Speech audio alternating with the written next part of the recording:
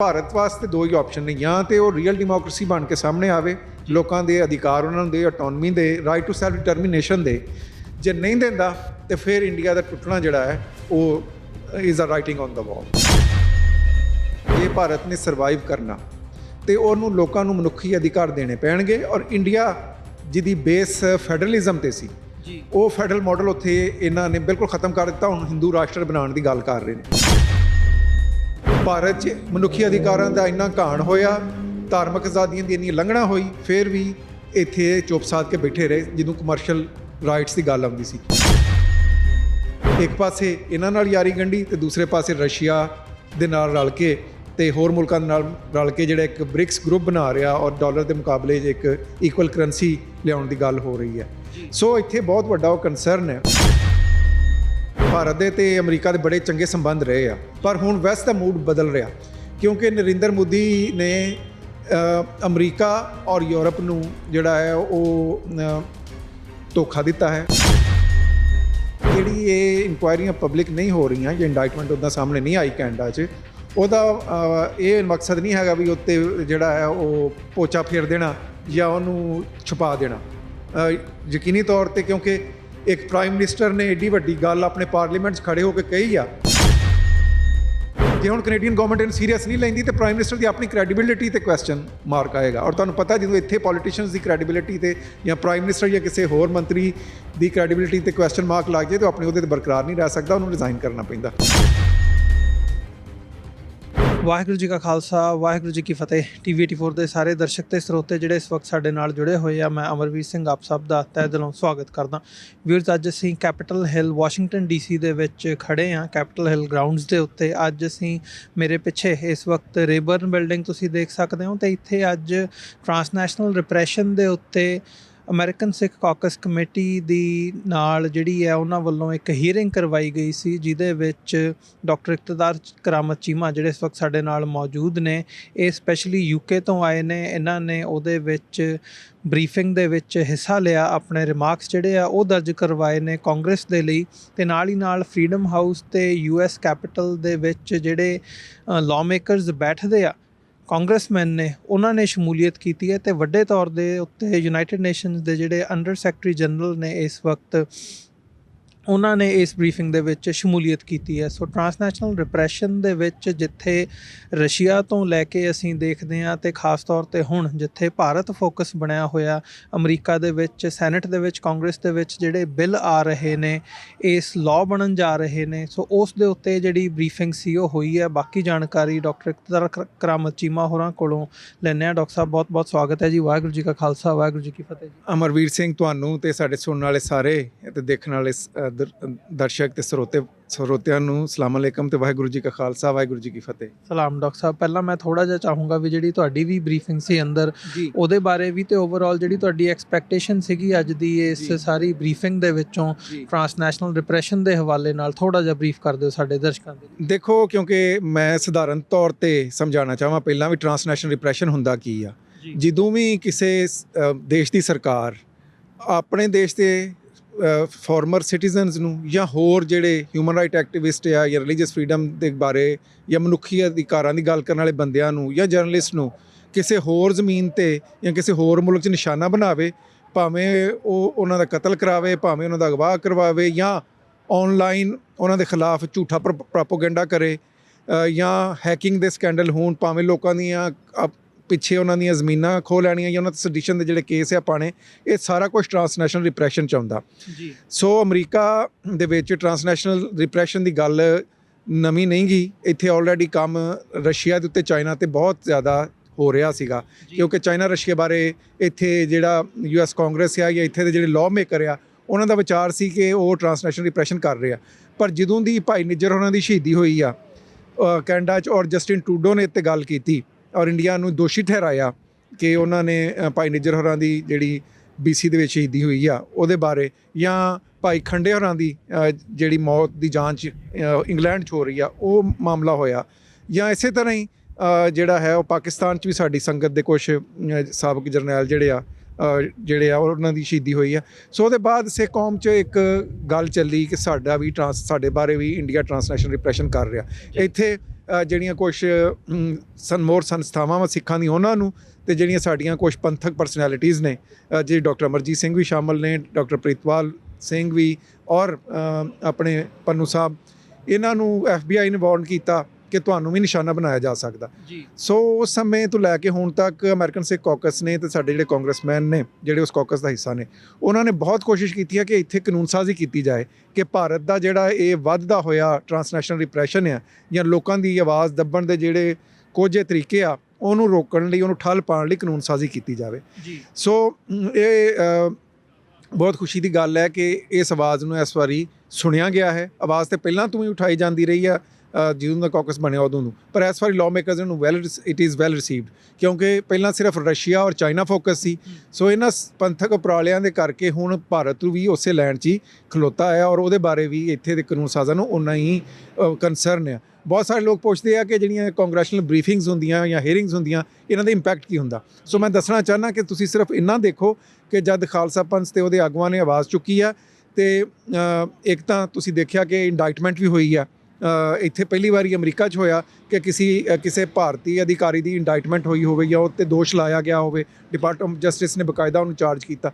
ਫਿਰ ਉਹਦੇ ਨਾਲ ਹੀ ਨਾਲ ਇਹ ਹੋਇਆ ਵਾ ਕਿ ਇੱਥੇ ਜਿਹੜੇ ਨੈਸ਼ਨਲ ਸਿਕਿਉਰਿਟੀ ਐਡਵਾਈਜ਼ਰ ਆ ਇਸ ਮੁਲਕ ਦੇ, ਉਹਨਾਂ ਨੂੰ ਪ੍ਰੈਜ਼ੀਡੈਂਟ ਬਾਈਡਨ ਨੇ ਇੰਡੀਆ ਟੋਰਿਆ ਕਿ ਇੰਡੀਅਨ ਸਰਕਾਰ ਦੇ ਨਾਲ ਇਸ ਬਾਬਤ ਗੱਲ ਕਰਨ ਕਿ ਕਿਸੇ ਤਰ੍ਹਾਂ ਵੀ ਕਿਸੇ ਵੀ ਸਿਟੀਜ਼ਨ ਨੂੰ ਅਮਰੀਕਨ ਸੋਇਲ ਦੇ ਉੱਤੇ ਮਾਰਨ ਦਾ ਜਾਂ ਉਹਨੂੰ ਰੋਕਣ ਦਾ, ਉਹਦੀ ਆਵਾਜ਼ ਦਬਾਉਣ ਦਾ ਜਿਹੜਾ ਮਨਸੂਬਾ ਹੈ ਉਹ ਕਾਬਲੇ ਕਬੂਲ ਨਹੀਂ। ਔਰ ਸਭ ਤੋਂ ਵੱਡਾ ਜਿਹੜਾ ਉਪਰਾਲਾ ਆ ਔਰ ਉਹਦਾ ਜਿਹੜਾ ਨਤੀਜਾ ਨਿਕਲਿਆ ਵਾ ਉਹ ਇਹ ਆ, ਤੁਹਾਨੂੰ ਪਤਾ ਕਿ ਪ੍ਰੈਜ਼ੀਡੈਂਟ ਬਾਈਡਨ ਨੂੰ ਇਨਵਾਈਟ ਕੀਤਾ ਗਿਆ ਸੀ ਕਿ ਉਹ ਇੰਡੀਆ ਦੇ ਰਿਪਬਲਿਕ ਡੇ 'ਤੇ ਭਾਰਤ ਦਾ ਦੌਰਾ ਕਰਨ, ਉਹਨਾਂ ਨੇ ਉਹ ਆਪਣਾ ਦੌਰਾ ਕੈਂਸਲ ਕਰ ਦਿੱਤਾ। ਸੋ ਇਹ ਉਹ ਸਾਰੇ ਉੱਦਮ ਉਪਰਾਲੇ ਆ ਜਿਹੜੇ ਨਜ਼ਰ ਨਹੀਂ ਆਉਂਦੇ, ਜਿਹੜੀ ਇਹਨਾਂ ਹਾਊਸਿਸ ਦੇ ਵਿੱਚ ਕੰਮ ਕੀਤਾ ਜਾਂਦਾ, ਉਹ ਸਾਰਾ ਬਿਹਾਈਂਡ ਦਾ ਸੀਨਸ ਅੰਦਰ ਬਹਿ ਕੇ ਕਮਰਿਆਂ ਦੇ ਵਿੱਚ ਕਾਂਗਰਸਮੈਨਾਂ ਨੂੰ ਬਰੀਫ ਕਰਨ ਦਾ ਕੰਮ, ਇਹ ਐਸਾ ਹੈ ਜਿਹੜਾ ਕਦੇ ਵੀ ਪਬਲਿਕ 'ਚ ਅਸੀਂ ਨਹੀਂ ਲੈ ਕੇ ਆਉਂਦੇ, ਨਾ ਹੀ ਉਹਦਾ ਰੌਲਾ ਪਾਉਂਦੇ ਹਾਂ ਵੀ ਅਸੀਂ ਬੜਾ ਕੱਦੂ 'ਚ ਤੀਰ ਮਾਰਿਆ। ਪਰ ਇਹ ਆ ਕਿ ਇਹਨਾਂ ਸਾਰਿਆਂ ਉੱਦਮ ਉਪਰਾਲਿਆਂ ਦੀ ਗੁਰੂ ਸਾਹਿਬ ਦੀ ਸਭ ਤੋਂ ਵੱਧ ਤੇ ਉਹਨਾਂ ਦੀ ਮਿਹਰ ਆ ਕਿ ਅੱਜ ਜਿਹੜੀ ਸਿੱਖਾਂ ਦੀ ਆਵਾਜ਼ ਹੈ ਇਹਨਾਂ ਹਾਊਸਿਸ ਵਿੱਚ ਸੁਣੀ ਜਾ ਰਹੀ ਹੈ। ਅੱਜ ਦੀ ਜਿਹੜੀ ਕਾਂਗਰੈਸ਼ਨਲ ਬਰੀਫਿੰਗ ਸੀਗੀ ਉਹਦੇ 'ਚ ਪੈਨਲ ਬਹੁਤ ਤਗੜਾ ਸੀ। UN ਦੀ ਅੰਡਰ ਸੈਕਟਰੀ ਜਨਰਲ ਐਲਿਸ ਦਰੀਤੋ ਜਿਹੜੀ UN ਦੀ ਸੈਕੰਡ ਇਨ ਕਮਾਂਡ ਹੈ, ਔਰ ਨਾਲ ਹੀ ਨਾਲ ਅੰਡਰ ਸੈਕਟਰੀ ਜਨਰਲ ਵੀ ਨੇ, ਤੇ ਨਾਲ ਹੀ ਨਾਲ ਉਹ ਸੈਕਟਰੀ ਜਨਰਲ ਦੇ ਸਪੈਸ਼ਲ ਰਿਪਰੈਜ਼ੈਂਟੇਟਿਵ ਵੀ ਨੇ ਫॉर ਪ੍ਰੀਵੈਂਸ਼ਨ ਆਫ ਜੈਨੋਸਾਈਡ ਜਾਂ ਨਸਲਕੁਸ਼ੀ ਦੀ ਜਿਹੜੀ ਰੋਕਥਾਮ ਹੈ ਉਹਦੇ ਵਾਸਤੇ। ਉਹ ਇੱਥੇ ਆਏ ਸੀ। ਫਰੀडम ਹਾਊਸ ਇੱਥੇ ਦੀ ਬਹੁਤ ਵੱਡੀ ਸੰਸਥਾ ਵਾ ਜਿਹੜੀ ਟਰਾਂਸਨੈਸ਼ਨਲ ਰਿਪਰੈਸ਼ਨ ਨੂੰ ਪੂਰੀ ਦੁਨੀਆ 'ਚ ਮੋਨੀਟਰ ਕਰਦੀ ਆ ਔਰ ਰਿਪੋਰਟਾਂ ਵੀ ਛਾਪਦੀ ਆ। ਔਰ ਜਿਹੜੀਆਂ ਪਿੱਛੇ 'ਚ ਇੱਥੇ ਕਾਂਗਰੈਸ਼ਨਲ ਬਰੀਫਿੰਗ ਹੀਅਰਿੰਗ ਹੋਈਆਂ ਉਹ ਫਰੀडम ਹਾਊਸ ਵੱਲੋਂ ਕਰਾਈਆਂ ਗਈਆਂ ਸੀ। ਉਹਨਾਂ ਦੀ ਜਿਹੜੀ ਸੀ ਡਿਪਟੀ ਡਾਇਰੈਕਟਰ ਉਹ ਵੀ ਅੱਜ ਇੱਥੇ ਆਏ ਸੀ, KT, ਉਹਨਾਂ ਨੇ ਵੀ ਬਹੁਤ ਤਗੜੇ ਔਰ ਸਟੇਜੀ ਢੰਗ ਨਾਲ ਗੱਲ ਕੀਤੀ। ਔਰ ਨਾਲ ਹੀ ਨਾਲ ਜਿਹੜੀ ਸਭ ਤੋਂ ਵਧੀਆ ਗੱਲ ਸੀ ਕਿ ਕਿਸੇ ਵੀ ਬਰੀਫਿੰਗ 'ਚ ਇੰਨੇ ਜ਼ਿਆਦਾ ਕਾਂਗਰਸਮੈਨ ਕਦੇ ਆ ਕੇ ਆਪਣੀ ਹਾਜ਼ਰੀ ਨਹੀਂ ਲਵਾਉਂਦੇ। ਅੱਜ ਇੱਕ ਬਹੁਤ ਮਸਰੂਫ ਦਿਨ ਸੀਗਾ ਹਿਲ 'ਤੇ, ਅੱਜ ਵੋਟਿੰਗ ਡੇ ਸੀ, ਕਾਂਗਰਸਮੈਨ ਵੂਮਨ ਬਹੁਤ ਬਿਜ਼ੀ ਸਨ, ਉਹਦੇ ਬਾਵਜੂਦ ਦੋਵੇਂ ਹੀ ਡੈਮੋਕ੍ਰੈਟਸ ਤੇ ਰਿਪਬਲਿਕਨ ਕਾਂਗਰਸਮੈਨ ਇੱਥੇ ਆਏ, ਜਿਸ 'ਚ ਜਿਹੜੀ ਵਿਪ ਨੇ ਡੈਮੋਕ੍ਰੈਟਸ ਦੀ ਵਿਪ ਦਾ ਮੈਂ ਦੱਸਦਾ ਜਾਵਾਂ ਕਿ ਵਿਪ ਬੇਸਿਕਲੀ ਇੰਚਾਰਜ ਹੁੰਦਾ ਵਾ ਕਿਸੇ ਵੀ ਪਾਰਟੀ ਦਾ ਹਾਊਸ ਦੇ ਵਿੱਚ ਉਹਦੇ ਮੈਂਬਰਾਂ ਦਾ। ਸੋ ਕੈਥਲੀਨ ਕਲਾਰਕ ਆਈਆਂ, ਉਹਨਾਂ ਨੇ ਬਹੁਤ ਸੁਚੱਜੇ ਤਰੀਕੇ ਨਾਲ ਟਰਾਂਸਨੈਸ਼ਨਲ ਰਿਪਰੈਸ਼ਨ ਦੀ ਗੱਲ ਕੀਤੀ। ਉਹਨਾਂ ਨੇ ਕਿਹਾ ਕਿ ਦੁਨੀਆ ਦੇ ਸਿਰਫ ਸਾਰੇ ਅਮਰੀਕੀ ਸ਼ਹਿਰੀ ਬਰਾਬਰ ਨਹੀਂ, ਬਲਕਿ ਦੁਨੀਆ ਦਾ ਹਰ ਸ਼ਹਿਰੀ ਜਿਹੜਾ ਵਾ ਉਹਦੇ ਅਧਿਕਾਰ ਬਰਾਬਰ ਨੇ ਔਰ ਉਹਦਾ ਹਿਫਾਜ਼ਤ ਕਰਨੀ ਅਮਰੀਕਾ ਦਾ ਫਰਜ਼ ਬਣਦਾ। ਇਸੇ ਤਰ੍ਹਾਂ ਹੀ ਰਿਪਬਲਿਕਨ ਬੜੇ ਸੀਨੀਅਰ ਕਾਂਗਰਸਮੈਨ ਪੀਟ ਸੈਸ਼ਨ ਇੱਥੇ ਆਏ, ਉਹਨਾਂ ਨੇ ਹਾਜ਼ਰੀ ਲਵਾਈ। ਹੋਰ ਮੈਰੀ ਗੇ ਸਕੈਨਲੈਨ ਜਿਹੜੀਆਂ ਕਾਕਸ ਦੀ ਕੋ ਚੇਅਰ ਉਹ ਆਈਆਂ। ਫਿਰ ਰਿਪਬਲਿਕਨ ਕੋ ਚੇਅਰ ਡੇਵਿਡ ਵੈਲਾਡੀ ਉਹਨਾਂ ਨੇ ਇਨੋਗਰੇਟ ਕੀਤਾ ਔਰ ਹੋਰ ਬਹੁਤ ਸਾਰੇ state department to United States commission on international religious freedom ਦੇ ਆਗੂ ਇੱਥੇ ਪਹੁੰਚੇ। ਤੁਸੀਂ ਇਸ ਬਰੀਫਿੰਗ ਦਾ ਇਸ ਬਰੀਫਿੰਗ ਦੇ ਅਨਾਊਂਸ ਹੋਣ ਦੇ ਬਾਅਦ ਜਿਹੜਾ ਸਭ ਤੋਂ ਵੱਡਾ ਮੈਨੂੰ ਲੱਗਦਾ ਇਹਦਾ ਆਊਟਕਮ ਆ ਉਹ ਇਹ ਆ ਕਿ ਜਦੋਂ ਅਸੀਂ ਇਹ ਬਰੀਫਿੰਗ ਅਨਾਊਂਸ ਕੀਤੀ ਆ ਤੇ ਉਹਦੇ ਬਾਅਦ ਹੀ ਕੱਲ੍ਹ ਹੁਣ ਟੌਮ ਲੈਂਟਸ ਹਿਊਮਨ ਰਾਈਟਸ ਕਮਿਸ਼ਨ ਜਿਹੜਾ US ਗਵਰਨਮੈਂਟ ਦਾ ਇੱਥੇ ਦੀ ਸਰਕਾਰ ਦਾ ਸਭ ਤੋਂ ਤਗੜਾ ਕਮਿਸ਼ਨ ਹੈ ਮਨੁੱਖੀ ਅਧਿਕਾਰਾਂ ਦੇ ਬਾਬਤ, ਉਹ ਕੱਲ੍ਹ ਇੱਕ ਸਪੈਸ਼ਲ ਹੀਅਰਿੰਗ ਕਰ ਰਿਹਾ ਜਿਹਦੇ 'ਚ ਬਹੁਤ ਸਾਰੇ ਕਾਂਗਰਸਮੈਨ ਆਉਣਗੇ ਔਰ ਪ੍ਰੋਪਰ ਤਰੀਕੇ ਨਾਲ ਟਰਾਂਸਨੈਸ਼ਨਲ ਰਿਪਰੈਸ਼ਨ 'ਤੇ ਔਰ ਜਿਹੜਾ ਮਨੁੱਖੀ ਅਧਿਕਾਰਾਂ ਦੇ ਸੰਬੰਧੀ ਜੋ ਭਾਰਤ, ਰਸ਼ੀਆ, ਚਾਈਨਾ ਤੇ ਹੋਰ ਮੁਲਕ ਧੱਕਾ ਕਰ ਰਿਹਾ ਉਹ 'ਤੇ ਇੱਕ ਹੀਅਰਿੰਗ ਜਿਹੜੀ ਆ ਕੱਲ੍ਹ ਹੋ ਰਹੀ ਹੈ। ਜੀ ਥੋੜਾ ਜਿਹਾ ਦੱਸੋਗੇ, ਜਿਵੇਂ ਪਹਿਲਾਂ ਸੈਨੇਟ ਵੱਲੋਂ ਹੀਅਰਿੰਗ ਕਰਵਾਈ ਗਈ ਸੀਗੀ ਤੇ ਅਦਰਵਾਈਜ਼ ਅਸੀਂ ਦੇਖਦੇ ਹਾਂ ਤੇ ਜਿਹੜੀ ਬਰੀਫਿੰਗ ਕਾਕਸ ਵੱਲੋਂ ਕਰਵਾਈ ਗਈ ਹੈ ਇਹਦੇ 'ਚ ਕੋਈ ਫਰਕ ਹੈ ਜਾਂ ਉਸੇ ਲੈਵਲ ਦੇ ਉੱਤੇ ਜਦੋਂ ਅਸੀਂ ਦੇਖਦੇ ਹਾਂ ਟੈਕਨੀਕਲ ਟਰਮਸ ਦੇ ਵਿੱਚ ਕੀ ਫਰਕ ਹੈ? ਦੇਖੋ, ਹੀਅਰਿੰਗ ਤੇ ਬਰੀਫਿੰਗ ਦਾ ਬੁਨਿਆਦੀ ਇਹ ਫਰਕ ਹੁੰਦਾ ਕਿ ਹੀਅਰਿੰਗ ਦੇ ਵਿੱਚ ਇੱਕ ਸੈੱਟ ਏਜੰਡਾ ਹੁੰਦਾ, ਔਰ ਕੁਝ ਸਵਾਲ ਜਵਾਬ ਕੀਤੇ ਜਾਂਦੇ, ਤੁਸੀਂ ਉਸ ਖੇਤਰ ਤੋਂ ਬਾਹਰ ਨਹੀਂ ਨਿਕਲ ਸਕਦੇ। ਐਕਸਪਰਟ ਨੂੰ ਇੱਕ ਸੀਮਤ ਕਰ ਦਿੱਤਾ ਜਾਂਦਾ। ਬਰੀਫਿੰਗ ਦਾ ਫਾਇਦਾ ਹੈ। ਔਰ ਫਿਰ ਹੀਅਰਿੰਗਸ 'ਚ ਇਹ ਵੀ ਹੁੰਦਾ ਕਿ ਹੀਅਰਿੰਗ ਦੇ ਵਿੱਚ ਜੇ ਕਿਸੇ ਕਮੇਟੀ ਦੀ ਹੀਅਰਿੰਗ ਹੋਵੇ ਜਾਂ ਕਮਿਸ਼ਨ ਦੀ, ਤੇ ਉਹਦੇ ਸਿਰਫ ਜਿਹੜੇ ਉਸ ਕਮਿਸ਼ਨ ਦੇ ਮੈਂਬਰ ਆ ਉਹ ਹੀ ਜ਼ਿਆਦਾਤਰ ਹਿੱਸਾ ਲੈਂਦੇ ਆ ਔਰ ਉਹੀ ਸਵਾਲ ਜਵਾਬ ਕਰਦੇ ਆ। ਪਰ ਜਿਹੜੀ ਬਰੀਫਿੰਗ ਆ ਉਹ ਸਾਰੀ ਦੀ ਸਾਰੀ ਮੈਂਬਰਸ ਆਫ ਜਿਹੜੀ ਕਾਂਗਰਸ ਹੈ ਉਹਨਾਂ ਵਾਸਤੇ ਹੁੰਦੀ ਹੈ। ਫਿਰ ਜਿਹੜੇ ਲੋਕ ਜਾਂ ਕਾਂਗਰਸਮੈਨ ਇੱਥੇ ਸ਼ਮੂਲੀਅਤ ਕਰ ਸਕਦੇ ਪਰਸਨਲੀ ਉਹ ਤਾਂ ਪਹੁੰਚ ਜਾਂਦੇ ਆ, ਪਰ ਕਾਂਗਰਸ ਦੇ ਜਿੰਨੇ ਮੈਂਬਰ ਉਹਨਾਂ ਨੂੰ ਉਹ ਸਾਰਾ ਮਟੀਰੀਅਲ ਇਨਵੀਟੇਸ਼ਨ ਉੱਥੇ ਕੀ ਗੱਲਬਾਤ ਹੋਈ ਉਹਦੇ ਬਾਰੇ ਬਰੀਫਿੰਗ ਦੇ ਰਾਹੀਂ ਉਹਨਾਂ ਸਾਰਿਆਂ ਨੂੰ ਦੱਸਿਆ ਜਾਂਦਾ ਹੈ। ਉਹਦੇ ਜਿਹੜੀ ਫਾਈਂਡਿੰਗਸ ਆ ਉਹਨਾਂ ਤੱਕ ਪਹੁੰਚਾਈਆਂ ਜਾਂਦੀਆਂ। ਔਰ ਉਹ ਨਾਮ ਹੀ ਆਏ ਹੁਣ ਤਾਂ ਜਿਹੜੇ ਉਹਨਾਂ ਦੇ ਚੀਫ ਆਫ ਸਟਾਫ, ਉਹਨਾਂ ਦੇ ਲੈਜਿਸਲੇਟਿਵ ਡਾਇਰੈਕਟਰ, ਉਹਨਾਂ ਦੇ ਆਫਿਸ ਦੇ ਅਧਿਕਾਰੀ ਸਾਰੇ ਇੱਥੇ ਹੁੰਦੇ, ਜਿਹੜੇ ਨਾਲ ਤੁਸੀਂ ਦੇਖਿਆ ਬਹੁਤ ਸਾਰੇ ਲੋਕ ਨੋਟਸ ਲੈ ਰਹੇ ਸੀ, ਸਮਰੀਆਂ ਬਣਾ ਰਹੇ ਸੀ। ਉਹਨਾਂ ਨੂੰ ਪੁੱਟ ਅਪ ਕਰਦੇ ਆ ਕਿ ਅੱਜ ਇੱਥੇ ਕੀ ਵਿਚਾਰ ਵਟਾਂਦਰਾ ਹੋਇਆ ਤੇ ਉਹਦੀਆਂ ਪਾਲਿਸੀ ਇੰਪਲੀਕੇਸ਼ਨਸ ਕੀ ਨੇ। ਤੇ ਜਿਹੜੀ ਜਿਵੇਂ ਹੁਣ ਜੇ ਇੰਟਰਨੈਸ਼ਨਲ ਆਪਾਂ ਜੀਓਪੋਲਿਟਿਕਸ ਵੱਲ ਨਜ਼ਰ ਮਾਰਦੇ ਹਾਂ, ਮਤਲਬ ਜਿਸ ਹਿਸਾਬ ਨਾਲ ਹੁਣ ਰਸ਼ੀਅਨ ਐਨਵੋਏ ਜਿਹੜਾ ਇੰਡੀਆ ਦੇ ਵਿੱਚ ਹੈ, ਉਹਨਾਂ ਦਾ ਬਿਆਨ ਸੀ ਕਿ ਅਮਰੀਕਾ ਦਬਾਅ ਬਣਾ ਰਿਹਾ ਆ ਭਾਰਤ ਦੇ ਉੱਤੇ ਕਿ ਰਸ਼ੀਆ ਦੇ ਨਾਲ ਜਿਹੜੇ ਭਾਰਤ ਦੇ ਸਬੰਧ ਨੇ ਉਹਨਾਂ ਨੂੰ ਤੋੜਨ ਦੀ ਕੋਸ਼ਿਸ਼ ਕੀਤੀ ਜਾ ਰਹੀ ਹੈ। ਤੇ ਜਿਹੜੀ ਇੰਡੀਆ ਦੀ ਪੋਜੀਸ਼ਨ ਹੈ, ਮਤਲਬ ਉਹਨੂੰ ਤੁਸੀਂ ਇਸ ਵਕਤ ਕਿੱਥੇ ਖਲੋਤਾ ਦੇਖਦੇ ਹੋ? ਇੱਕ ਪਾਸੇ ਜਿੱਥੇ ਵੈਸਟ ਦੇ ਵਿੱਚ ਟਰਾਂਸਨੈਸ਼ਨਲ ਰਿਪਰੈਸ਼ਨ ਦੀ ਗੱਲ ਹੋ ਰਹੀ ਹੈ, ਭਾਰਤ ਦਾ ਜਿਹੜਾ ਆਪਣਾ ਰਜੀਮ ਹੈ ਉਹ ਇੱਕ ਅਥੋਰੀਟੇਰੀਅਨ ਰਜੀਮ ਦੇ ਵੱਲ ਨੂੰ ਵੱਧ ਰਿਹਾ ਆ। ਸੋ ਮਤਲਬ ਇਹ ਜਿਹੜਾ ਬੈਲੈਂਸ ਹੈ ਇਹ ਵੈਸਟ ਦੇ ਕਿੰਨੇ ਕੁ ਫੇਵਰ ਦੇ ਵਿੱਚ ਹੈ ਤੇ ਇਵੈਂਚੁਅਲੀ ਗੱਲ ਕਿੱਧਰ ਨੂੰ ਜਾਂਦੀ ਨਜ਼ਰ ਆਉਂਦੀ ਹੈ? ਦੇਖੋ ਜੀ, ਅਸੀਂ ਕਿਉਂਕਿ ਇੱਥੇ ਹਿੱਲ ਦੇ ਉੱਤੇ ਪਿਛਲੇ 8-10 ਸਾਲ ਤੋਂ ਲਗਾਤਾਰ ਮਿਹਨਤ ਕਰਦੇ ਆਏ ਆ। ਭਾਰਤ ਦੇ ਤੇ ਅਮਰੀਕਾ ਦੇ ਬੜੇ ਚੰਗੇ ਸੰਬੰਧ ਰਹੇ ਆ। ਔਰ ਇੱਥੇ ਭਾਰਤ ਦੇ ਬਾਰੇ ਅਸੀਂ ਉਸ ਸਮੇਂ ਗੱਲ ਕੀਤੀ ਜਦੋਂ ਇੱਥੇ ਕੋਈ ਗੱਲ ਸੁਣਨ ਨੂੰ ਤਿਆਰ ਨਹੀਂ ਸੀ ਹੁੰਦਾ। ਪਰ ਹੁਣ ਵੈਸਟ ਦਾ ਮੂਡ ਬਦਲ ਰਿਹਾ ਕਿਉਂਕਿ ਨਰਿੰਦਰ ਮੋਦੀ ਨੇ ਅਮਰੀਕਾ ਔਰ ਯੂਰਪ ਨੂੰ ਜਿਹੜਾ ਹੈ ਉਹ ਧੋਖਾ ਦਿੱਤਾ ਹੈ, ਕਿਉਂਕਿ ਇਹਨਾਂ ਨੇ ਬਹੁਤ ਜ਼ਿਆਦਾ ਭਾਰਤ ਉੱਤੇ ਇਨਵੈਸਟਮੈਂਟ ਕੀਤੀ। ਭਾਰਤ 'ਚ ਮਨੁੱਖੀ ਅਧਿਕਾਰਾਂ ਦਾ ਇੰਨਾ ਘਾਣ ਹੋਇਆ, ਧਾਰਮਿਕ ਆਜ਼ਾਦੀਆਂ ਦੀ ਇੰਨੀ ਉਲੰਘਣਾ ਹੋਈ, ਫਿਰ ਵੀ ਇੱਥੇ ਚੁੱਪ ਸਾਧ ਕੇ ਬੈਠੇ ਰਹੇ ਜਦੋਂ ਕਮਰਸ਼ੀਅਲ ਰਾਈਟਸ ਦੀ ਗੱਲ ਆਉਂਦੀ ਸੀ। ਉਸ ਨੂੰ ਮੋਦੀ ਨੇ ਬਲੈਂਕ ਚੈੱਕ ਦੇ ਤੌਰ ਤੇ ਵਰਤ ਕੇ ਇੱਕ ਪਾਸੇ ਇਹਨਾਂ ਨਾਲ ਯਾਰੀ ਗੰਢੀ ਤੇ ਦੂਸਰੇ ਪਾਸੇ ਰਸ਼ੀਆ ਦੇ ਨਾਲ ਰਲ ਕੇ ਤੇ ਹੋਰ ਮੁਲਕਾਂ ਨਾਲ ਰਲ ਕੇ ਜਿਹੜਾ ਇੱਕ ਬ੍ਰਿਕਸ ਗਰੁੱਪ ਬਣਾ ਰਿਹਾ ਔਰ ਡਾਲਰ ਦੇ ਮੁਕਾਬਲੇ ਇੱਕ ਇਕੁਅਲ ਕਰੰਸੀ ਲਿਆਉਣ ਦੀ ਗੱਲ ਹੋ ਰਹੀ ਹੈ। ਸੋ ਇੱਥੇ ਬਹੁਤ ਵੱਡਾ ਉਹ ਕੰਸਰਨ ਹੈ ਔਰ ਇਸ ਵਾਸਤੇ ਹੁਣ ਜਿਹੜੀ ਆਵਾਜ਼ ਹੈ ਉਹ ਇਹਨਾਂ ਗਲਿਆਰਿਆਂ 'ਚ ਤਗੜੇ ਤਰੀਕੇ ਨਾਲ ਸੁਣੀ ਜਾ ਰਹੀ ਹੈ। ਇਸ ਮੌਕੇ 'ਤੇ ਮੈਂ ਖਾਸ ਤੌਰ 'ਤੇ ਆਪਣੀ ਸੰਗਤ ਨੂੰ ਬੇਨਤੀ ਕਰਾਂਗਾ ਕਿ ਇੱਦਾਂ ਦੇ ਮੌਕੇ ਬਾਰ-ਬਾਰ ਨਹੀਂ ਆਉਂਦੇ। ਸਾਨੂੰ ਇਸ ਸਮੇਂ ਬੜਕਾ ਮਾਰਨ ਨਾਲ ਤੇ ਜਜ਼ਬਾਤੀ ਭੜਕਾਊ ਸਟੇਟਮੈਂਟਾਂ ਦੇਣ ਦੀ ਬਜਾਏ ਇੱਥੇ ਲੌਬਿੰਗ ਕਰਨ ਦੀ ਲੋੜ ਹੈ। ਸੁਚੱਜੇ ਢੰਗ ਨਾਲ ਕਾਂਗਰਸਮੈਨ ਵੂਮਨ ਜਿਹੜੇ ਸਾਡੇ ਸਟੇਟ ਡਿਪਾਰਟਮੈਂਟ ਜਾਂ ਕਮਿਸ਼ਨ ਨੇ ਜਾਂ ਸੈਨੇਟਰਸ ਨੇ, ਉਹਨਾਂ ਨੂੰ ਸੁਚੱਜੇ ਢੰਗ ਨਾਲ ਸਿੱਖ ਕੌਮ ਦਾ ਮੁੱਦਾ ਸਮਝਾਉਣ ਦੀ ਲੋੜ ਹੈ, ਕਿਉਂਕਿ ਇੱਦਾਂ ਦੇ ਮੌਕੇ ਬਾਰ-ਬਾਰ ਨਹੀਂ ਆਉਂਦੇ। 47 'ਚ ਵੀ ਅਸੀਂ ਜਜ਼ਬਾਤੀ ਤਕਰੀਰਾਂ, ਭੜਕਾਊ ਬਿਆਨ ਦੇ ਕੇ, ਨਾਅਰੇ ਲਾ ਕੇ ਮੌਕਾ ਗਵਾ ਦਿੱਤਾ ਸੀ। ਹੁਣ ਫਿਰ ਸਾਨੂੰ ਮੌਕਾ ਮਿਲ ਰਿਹਾ ਹੈ। ਸੋ ਬੜੇ ਸੁਚੱਜੇ ਢੰਗ ਨਾਲ ਇੱਥੇ ਪਾਲਿਸੀ ਮੇਕਰਸ ਨੂੰ ਆਪਣੀ ਗੱਲ ਸਮਝਾਉਣ ਦੀ ਲੋੜ ਹੈ, ਕਿਉਂਕਿ ਭਾਰਤ ਜਿਹੜਾ ਹੈ ਉਹਦੇ ਬਾਰੇ ਵੈਸਟ ਦਾ, ਅਮਰੀਕਾ ਦਾ ਮੂਡ ਬਦਲ ਗਿਆ ਹੈ। ਜੀ ਨਹੀਂ, ਉਹ ਗੱਲ ਤੁਹਾਡੀ ਬਿਲਕੁਲ ਠੀਕ ਹੈ ਤੇ ਇਸ ਵਕਤ ਲੱਗ ਰਿਹਾ ਵੀ ਇੰਡੀਆ ਦੇ ਪ੍ਰਤੀ ਇੱਕ ਵੱਡਾ ਕੁਐਸਚਨ ਮਾਰਕ ਲੱਗਾ ਵੈਸਟ ਦੀ ਜਿਹੜੀ ਸਾਰੀ ਪਾਲਿਸੀ ਮੇਕਿੰਗ ਹੈ ਉਹਦੇ ਹਵਾਲੇ ਨਾਲ।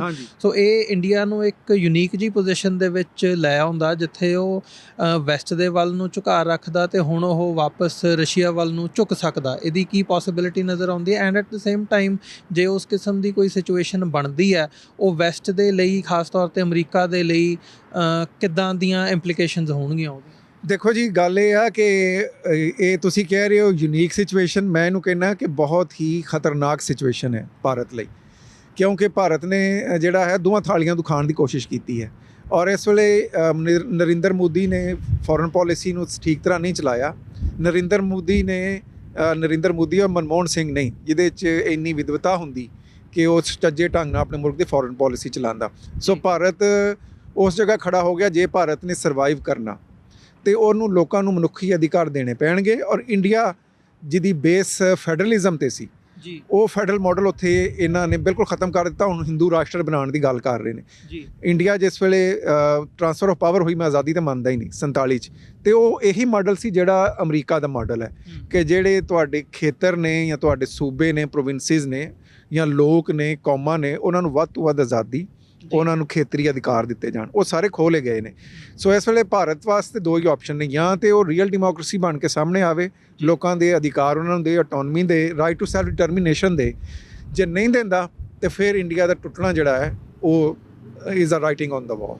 ਜੀ, ਅੱਜ ਦੀ ਸਿਚੁਏਸ਼ਨ ਦੇ ਵਿੱਚ ਜਿਵੇਂ ਹੁਣ ਕੈਨੇਡਾ ਦੇ ਵਿੱਚ ਇਨਵੈਸਟੀਗੇਸ਼ਨ ਚੱਲ ਰਹੀ ਸੀ ਤੇ ਉਮੀਦ ਕੀਤੀ ਜਾ ਰਹੀ ਸੀ ਕਿ ਉਹ ਇਨਵੈਸਟੀਗੇਸ਼ਨ ਦੇ ਜਿਹੜੇ ਤੱਥ ਨੇ ਸਾਹਮਣੇ ਆਉਣਗੇ, ਜਾਂ ਕੈਨੇਡਾ ਦੇ ਵਿੱਚ ਵੀ ਇੰਡਾਈਟਮੈਂਟ ਜਿਵੇਂ ਅਮਰੀਕਾ 'ਚ ਹੋਈ ਹੈ ਉਸ ਲੈਵਲ ਦੀ ਕੋਈ ਇਨਵੈਸਟੀਗੇਸ਼ਨ ਪਬਲਿਕਲੀ ਡਿਕਲੇਅਰ ਕੀਤੀ ਜਾਊਗੀ, ਪਰ ਉਹ ਹਜੇ ਤੱਕ ਨਹੀਂ ਹੋਇਆ।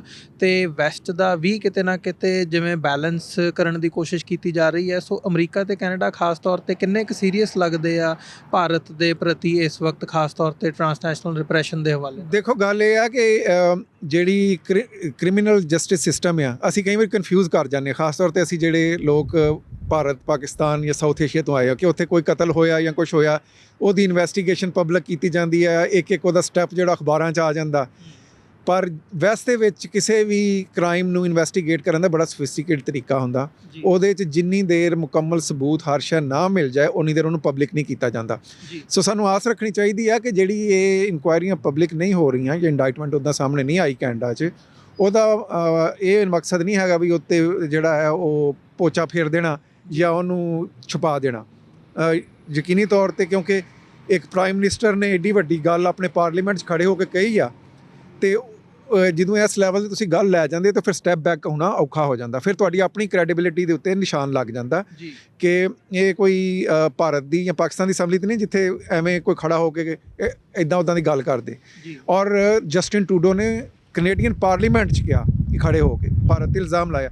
ਜੇ ਹੁਣ ਕੈਨੇਡੀਅਨ ਗਵਰਨਮੈਂਟ ਇਹਨੂੰ ਸੀਰੀਅਸ ਨਹੀਂ ਲੈਂਦੀ ਤੇ ਪ੍ਰਾਈਮ ਮਿਨਿਸਟਰ ਦੀ ਆਪਣੀ ਕ੍ਰੈਡੀਬਿਲਿਟੀ ਤੇ ਕੁਐਸਚਨ ਮਾਰਕ ਆਏਗਾ। ਔਰ ਤੁਹਾਨੂੰ ਪਤਾ, ਜਦੋਂ ਇੱਥੇ ਪੋਲੀਟੀਸ਼ੀਅਨਸ ਦੀ ਕ੍ਰੈਡੀਬਿਲਿਟੀ ਤੇ ਜਾਂ ਪ੍ਰਾਈਮ ਮਿਨਿਸਟਰ ਜਾਂ ਕਿਸੇ ਹੋਰ ਮੰਤਰੀ ਦੀ ਕ੍ਰੈਡੀਬਿਲਿਟੀ ਤੇ ਕੁਐਸਚਨ ਮਾਰਕ ਲੱਗ ਜਾਏ ਤਾਂ ਆਪਣੇ ਉਹਦੇ ਤੇ ਬਰਕਰਾਰ ਨਹੀਂ ਰਹਿ ਸਕਦਾ, ਉਹਨੂੰ ਰਿਜ਼ਾਈਨ ਕਰਨਾ ਪੈਂਦਾ। ਸੋ ਸਾਨੂੰ ਆਸ ਹੈ ਕਿ ਅਮਰੀਕਾ, ਕੈਨੇਡਾ ਦੋਵੇਂ ਨੂੰ ਬਹੁਤ ਸੀਰੀਅਸ ਲੈ ਰਹੇ ਨੇ, ਪਰ ਇਹਦੀ ਇਨਵੈਸਟੀਗੇਸ਼ਨ 'ਚ ਟਾਈਮ ਲੱਗਣਾ, ਉਹਨੂੰ ਪਬਲਿਕ ਕਰਨ 'ਚ ਹਜੇ ਸ਼ਾਇਦ ਹੋਰ ਮਜ਼ੀਦ ਇਨਵੈਸਟੀਗੇਸ਼ਨ ਚਾਹੀਦੀ ਹੋਵੇ। ਜੀ ਡਾਕਟਰ ਸਾਹਿਬ, ਬਹੁਤ ਬਹੁਤ ਧੰਨਵਾਦ ਆਪਣਾ ਸਮਾਂ ਦੇਣ ਦੇ ਲਈ ਤੇ ਸਾਡੇ ਨਾਲ ਵਿਚਾਰਾਂ ਦੀ ਸਾਂਝ ਪਾਈ। ਖਾਲਸਾ, ਵਾਹਿਗੁਰੂ ਜੀ ਕੀ ਫਤਿਹ।